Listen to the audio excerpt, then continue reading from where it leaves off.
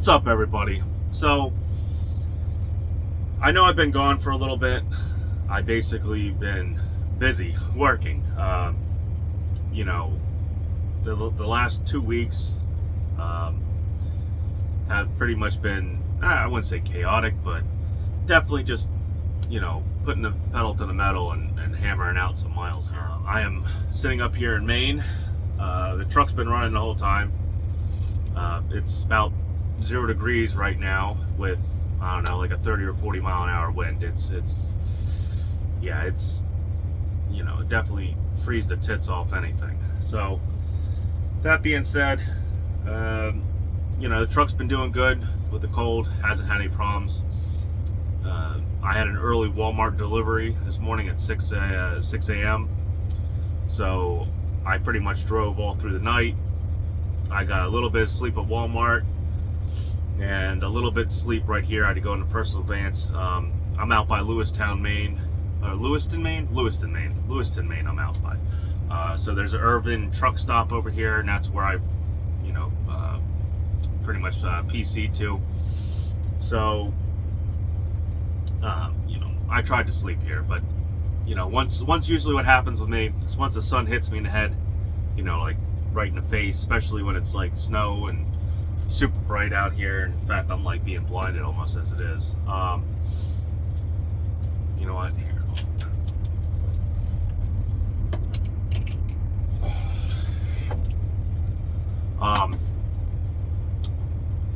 So, once the sun hits me in the face, it's kind of all over. My sleep for that day is, kind of messed up. Unless I'm in a steady night sleep pattern, but so far I've been all over the place the last week, between going down to Maryland at night and delivering in the morning, and it's my sleep is totally messed up right now.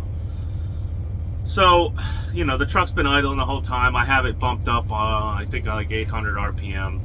And I've noticed something about these newer trucks that I know, maybe I just haven't had emissions trucks for a while, or I've had an older emissions truck. This truck has done 3 regens that I know of, just sitting here idling.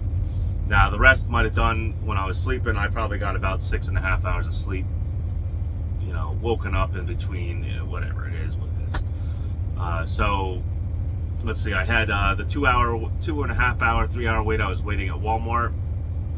The truck regened.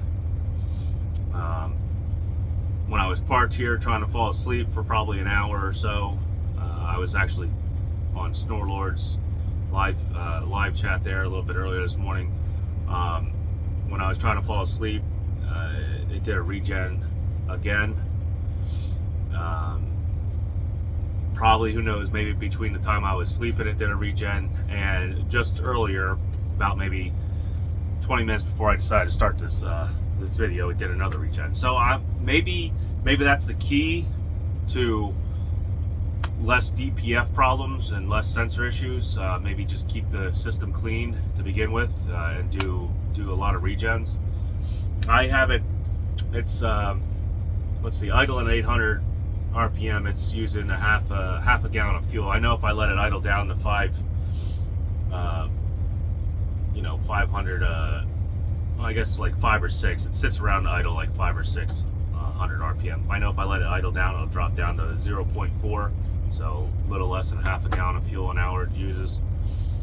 It's kind of funny when it changes over to idle time. It'll tell you by the hour how much fuel it's using. That being said, I want to put something out there. I know I made CRL videos. I'm not going to really talk too much about the carrier after this, because apparently I didn't really know everything. I assumed a lot. I guess I should have asked Chuck in detail before I put information out about CRL. But I mean, I'm going to pretty much from now on, before I put out any information, I'm going to have it checked for different parts of the country, and for basically its legitimacy. I don't want to make it look like I'm trying to recruit people. I'm not getting unfortunately I'm not getting any recruiting bonuses or perks or anything, like not even like a hoodie or a jacket or a shirt, or I'm not getting anything. Pretty much the only reason I've been kind of slightly recruiting is just to help guys out that are stuck, that need, that are stuck between a hard place and a rock and a hard place. Yeah, that's what I'm trying to say. But apparently in different parts of the country, my rates that I have up here in the Northeast are totally different than, per se, down south and over in the Midwest. And probably, I don't know how far they go out, but maybe even the West Coast. I'm not going to give any definitive answers. Usually the people that have already contacted me already know, I guess, what the rates are. All I know is that they're at least 30 cents, 40 cents lower than what I get, from the West Coast, and probably I'm pretty sure from hearsay down the grapevine, down south they're a little bit lower too. But that's not necessarily CRL trying to rip anybody off. That's just the market. The market that you're in, the miles that you're going to be running. It's going to be a totally different ball game than running here in the Northeast. That being said, I'm not always stuck in the Northeast. I'm not like running to New York City every day. Like right now I'm in Maine. But majority of my work is definitely on the East Coast and Mid-Atlantic, Northeast area. So just before anybody goes out there, maybe from my previous videos, if you're still, keeping up with the channel, don't expect what I get. I'm going to show my numbers. This is my first full week settlement, so I'm going to post them up here, and I'm going to go over it real quick here on the phone, so when I edit this video they'll be posted up here. Like I said, don't expect these numbers if you're running in different parts of the country. That being said, they're still, compared to the spot market, the numbers that they're offering are still, they're consistent. There's very little cost associated with it. You're not paying a percentage. It's all mileage pay. The tolls are reimbursed. You have a huge fuel discount. Like I said, a lot of times I get $1 plus at the pump. And you're also getting a fuel surcharge and a safety bonus. And a safety bonus that you actually get, because I've gotten safety bonuses already. I just noticed in my settlements, I never even really looked, per se, checked each line. But I'm getting safety bonuses, and it's just don't run into stuff, and I guess drive safe. So that being said, do your own due diligence. If you want to reach out to me, you can email me at jackknife.tv.info on gmail.com. I'll probably put my email up in the description, and I'll give you Chuck. He's pretty much the recruiter, per se. There's only one guy, so this isn't like a recruiting farm factory thing. He was a truck driver for a long time. He's a no bullshit, good old Southern homeboy, home man, I guess, kind of guy. So that being said, from him, the Southern market is pretty full right now with trucks. I don't know how much they're still looking. Like I said, everybody's finding out this information themselves and jumping on. And I'm kind of, I'll still talk about the carrier every once in a while, but I'm not going to promote it per se, because it's just simply getting too crowded. I guess it's going to end up happening. And to be all honest, that could affect me. It could affect other guys. So if you didn't jump on already, and you need a place, and you're a good, solid owner operator with good equipment, maybe go ahead and give Chuck a call. But there's no guarantees. Also, the way I got my truck, it's called Pathway Leasing. They have different options for different, kinds of credit, different carriers. If you're signing on to different carriers, or if you're doing, your own authority or whatnot. I'm going to put a link in the description for them. The gentleman you want to talk to is Matt. He's the owner. And so far, I've just randomly called him and bullshitted with him. Just for the hell of it. Talked about the truck, talked about things, talked about the alignment. He told me a shop to take the truck to for, to get a real alignment, the MD alignment. They gave me rebates for the parts, or some of the, like I said, I'm missing some of the no idle components on the truck just due to part shortages, so they gave me a rebate. So when I could probably maybe at least get like a Webasto heater or put the money down on an APU. So yeah, I have no complaints there. There's technically nothing that he didn't say to me that wasn't in the actual lease. There are things that I kind of missed.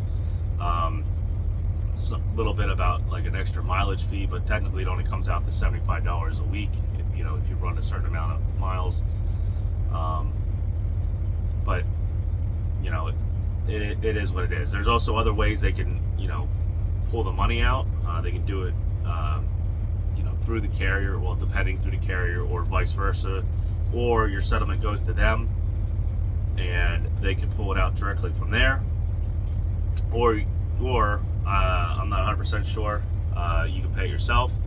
I chose to have them directly pull it out. The only reason why I did that instead of having me pay it is because my settlements get put on Comdata.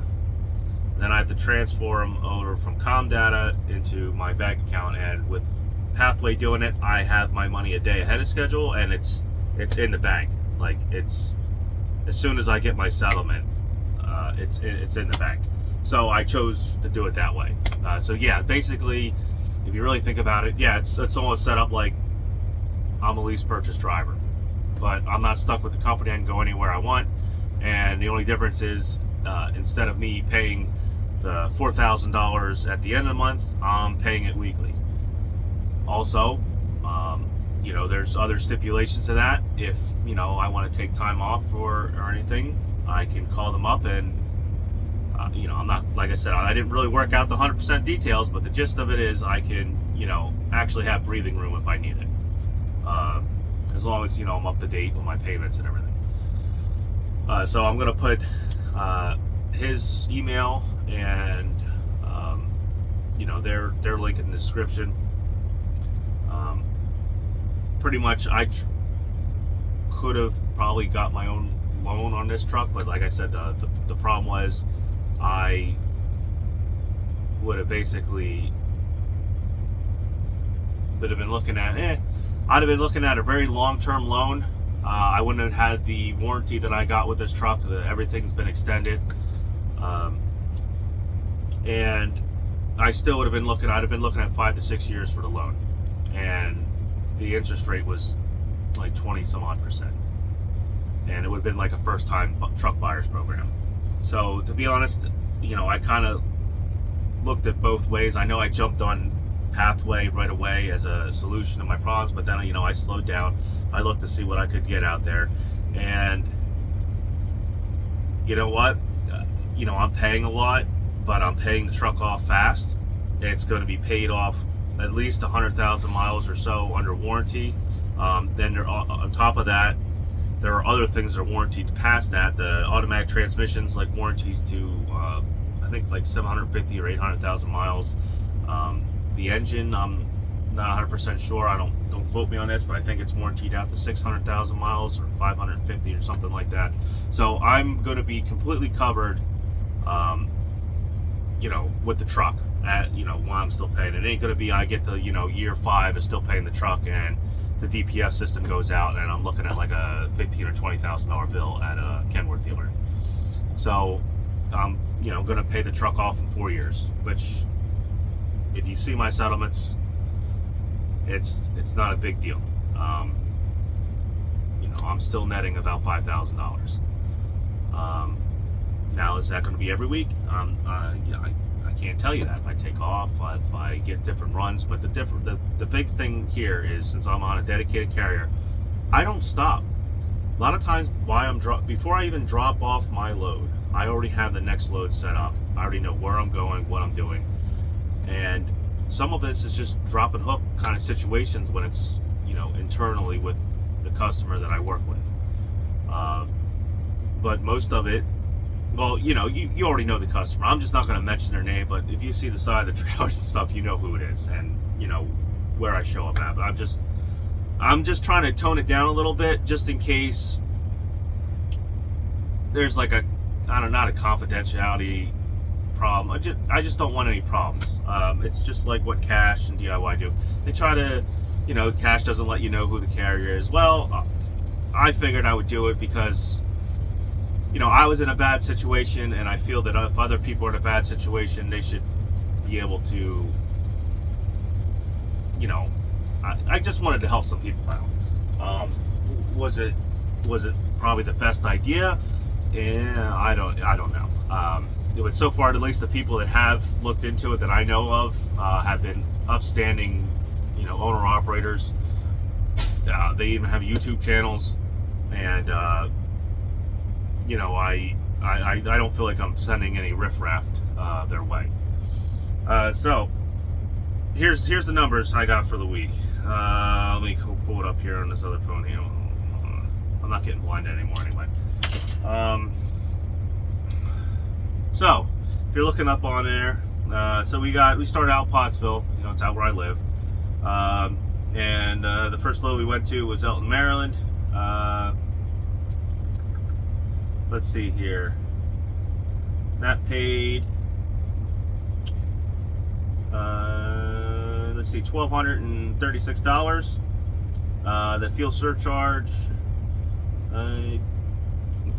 on that one was $306. Let's see, earnings, reimbursements. So there's the reimbursements are for my lumpers. Well, I forgot to X out one of the toll things, so you're going to see. Well, I'll just do it before I post it. So the total out of the reimbursements and the total of that order, I made like $2,210. Sorry, this is so unprofessional. This is just the first time I'm kind of going over my own numbers like this ever. I usually keep it quiet, but I figured I would at least. I'm not going to probably share every single one, but I'm going to at least pop in and out of there just to show that. I might not be making previous spot market numbers when the spot market was great about a year ago, but I'm steady. I got very little cost, and it's like guaranteed work. Let's see here. Let's see, the next one, I end up coming back to Pottsville with an empty. I get paid loaded and empty. The same. Come back to Pottsville. We ended up going up to Brattleboro, Vermont, which was CNS. That was $934 base pay. Then I get fuel surcharge on top of that. Let's see. So I get the fuel surcharge, I guess, coming back from Elkton, Maryland. And I get the fuel charge for going up to Connecticut. So my fuel charge coming back from Maryland was $69.79, and then going up to Connecticut was $212.52. So grand total for that run was $1,216 and some odd cents. Then my third load, I back down to Pottsville, empty, mind you, less wear and tear on the truck and everything. Over to Jersey City. Now this is considered like a really short local load. There's a flat rate on that. Now if it had multi-spot, which it was supposed to be 3 stops right there in Jersey, and ended up turning into 1. I guess they changed the load around at the actual shipper's facility. So I get a flat fee of $450. Then I get a fuel surcharge, which was $83, and I got tolls reimbursed. Now, if I had a second stop on there and whatnot, I'd have been paid $65 every stop after that first stop. So I was thinking I was going to get like $650 for that day. But for the mileage, let's see here. Well, it doesn't say because it was a flat fee. It was, I think, like 150 miles or so. It wasn't even that much. Maybe 120. I literally went from Pottsville to Jersey City. All right, so we're gonna look at the other page here of these of the settlements. All right, so this page 2 goes down through my earnings. Here's I guess I did get fuel surcharge on that. So it's weird how it, the way it prints out, it just jumps down. So I did get fuel surcharge on that $4.50, I guess. It looks like I got $167 fuel surcharge and a $286 fuel surcharge. So I guess, and that's for when I went down to here, because there's my next, I guess I went from there down to Virginia. Trying to think if that's where I went. I think I did go empty from Jersey City down into Virginia there. I think. I'm not 100% sure. Don't quote me on this. So then I went down to Glen Allen, Virginia. Oh, no. Okay, yeah. So then I went down to Glen Allen, Virginia with an empty, and I took that over to Temperatesville, Virginia, which, Glen Allen's kind of in the center of Virginia, and Temperatesville is over in the peninsula there, Route 13. You have to go through the, Chesapeake Bridge Tunnel. So I got paid I got paid $1,134 for that, plus I get the fuel surcharge. So then we go down to all my deductions. I ended up taking a lot of advances out because lots of tolls, and kind of a little bit hurt for money, a little bit. Like I said, I was in a kind of a bad spot when the truck did that to me, my old International. I still had home expenses and stuff. We just put a new heater in. Not a new heater, new water heater. We had some plumbing done and stuff. So there was a lot of money going in and out at home, and plus, just basically it was a bad time. It was a very bad time for that truck to do that. And so I was taking advances out to pay for my tolls.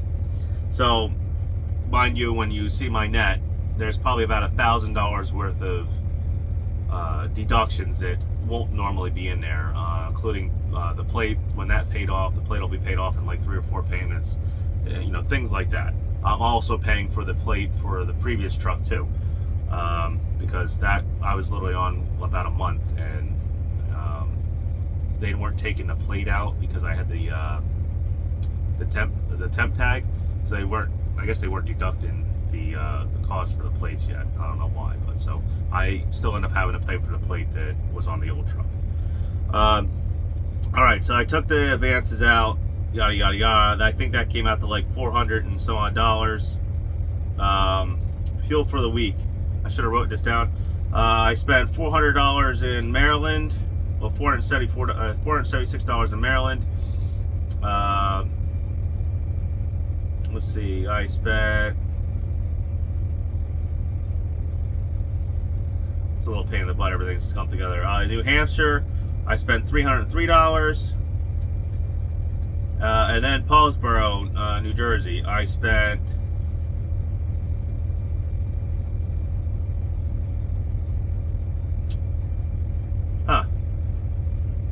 Let me see here. Maybe I didn't spend $303. I spent.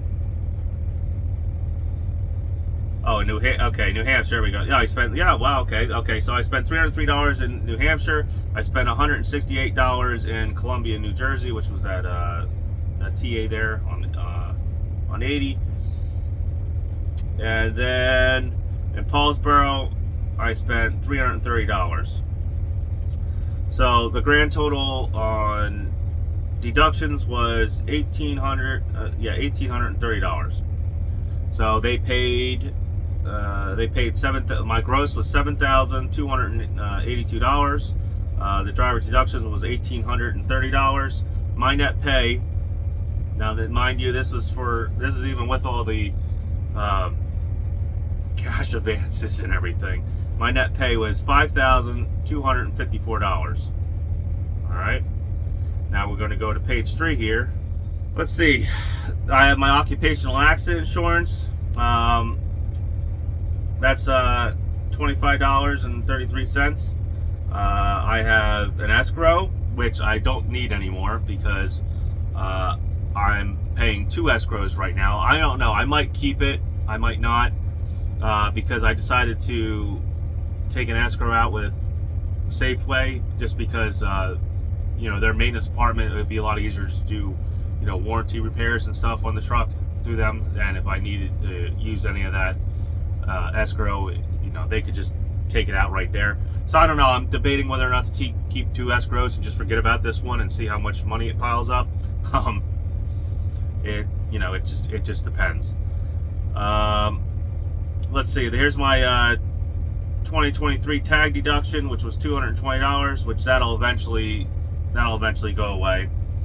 And my drug screen, which was $52. So out of that, my grand total comes out to $5,075 net. Now minus the payment for the truck, which is $1,250. All right. Oh, and they ended up sending me another settlement for, I think I got $150 back for fuel taxes. So let's see, we're going to take that $5,075. We're going to go to the calculator right here. Sorry, I don't have this phone set up. This is like my little backup phone. Alright, so $5,075 minus $1,250 comes out to what I got deposited in was $3,825 plus the rebate, which was $150.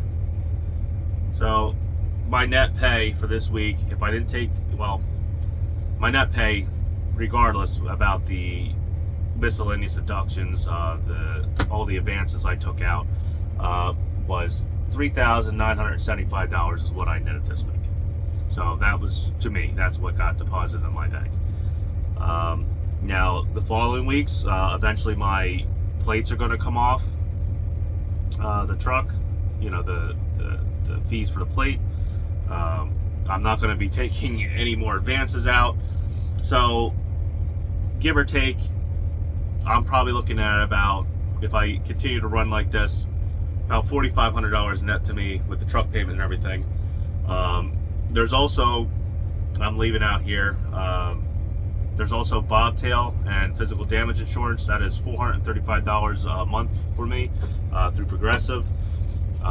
It's just your typical, bobtail physical damage policy and roadside assistance. I could have got rental, but it wouldn't have mattered anyway. You still have to meet the rental company's requirements. You still gotta switch everything over. By the time I got done playing that game, the only way that would make any sense is if the truck was laid up for months on a time, and hopefully we'll come to that if that ever happens. So there you go.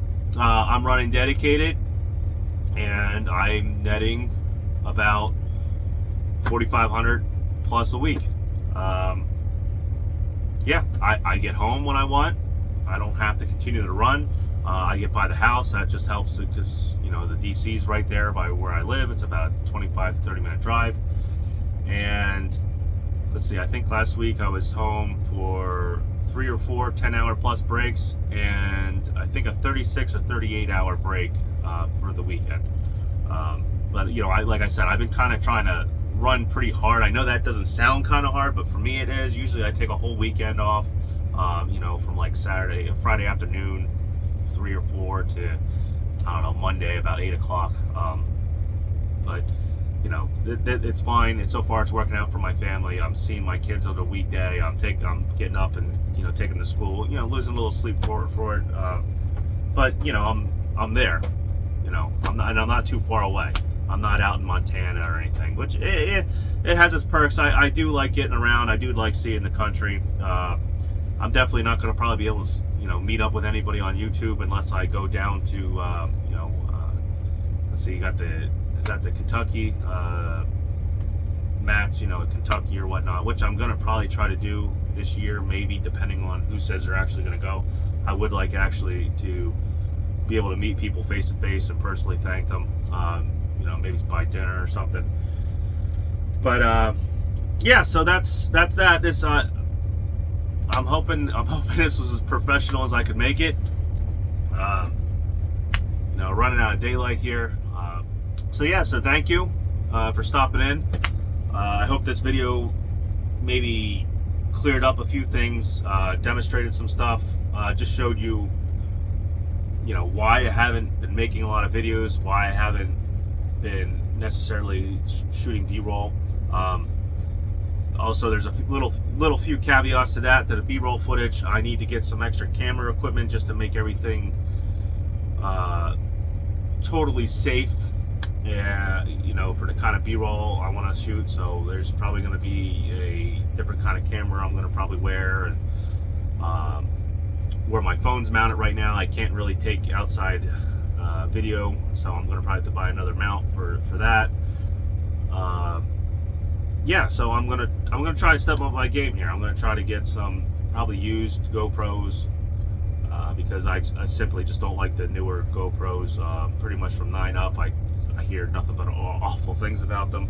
That they lock up and you know, lose video and stuff all the time. So I'm gonna probably buy some older GoPros and probably an Instago. I guess it's Instago 360, or maybe an actual 360 Instago 3. I don't know. I know there's a little pod camera that they have, and then they have a 360 camera. I kind of want to try the 360 camera out because I think that would be great to set up on the dashboard. You can record me, you can record out, you can make the whole thing a sphere. So yeah, off on that little tirade. You know, thank you for stopping in. This is Jackknife TV. Please like, subscribe. I'm almost at 1,000 subscribers. So if you want to push me over that threshold, if you're watching this long, I'm at the 30 minutes. So hopefully I didn't bore you here for 30 minutes, and you know, at least updated you and gave you some information that'll be useful. But like I said, you know, plow into the like button, hit subscribe, comment. It would be great if people started asking questions, or maybe gave me videos that I could make. You know, especially anybody that's really new, greenhorn videos. You know, like the nitty-gritty little things that nobody talks about, like when you have your trainer, they just teach you from driving from point A to point B, sign the paperwork and stuff. I do have some little things to make your life easier, and just to keep you out of trouble. So, you know, that's it. Thanks for stopping by.